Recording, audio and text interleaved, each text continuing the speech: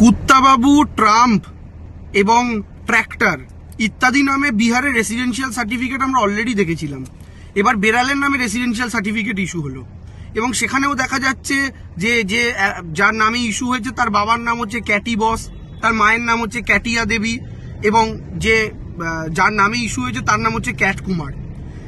অদ্ভুতভাবে এই residential certificate কিন্তু বিহারে যে এসআইআর হচ্ছে অর্থাৎ বকলমে এনআরসি, যেটা বাংলাতেও তারা করতে চাইছে, সেখানে কিন্তু Aadhaar, voter card, ration card accepted হচ্ছে না, কিন্তু এই রেসিডেন্সিয়াল সার্টিফিকেট গ্রহণ করা হচ্ছে।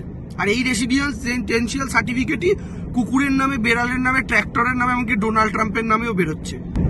ফলে এই সমস্ত জায়গা থেকে স্পষ্ট বোঝা যায় যে এই মুহূর্তে ডবল ইঞ্জিন সরকারগুলোর কি পরিস্থিতি এবং কিভাবে তারা সাধারণ মানুষের নাগরিকত্ব নিয়ে ছিনিমিনি খেলছে। যেটা একজন সাধারণ মানুষের জন্য তার দেশের মাটি, তার নাগরিকত্ব, তার আবেগের বিষয়, সেই ব্যাপারটা বর্তমানে ভারতীয় জনতা পার্টির বিভিন্ন সরকারগুলোর কাছে ছেলে খেলার বস্তু। ফুটবল, ক্রিকেটের বলের মতো মানুষের নাগরিকত্ব নিয়ে তারা ছেলে খেলা করছেন।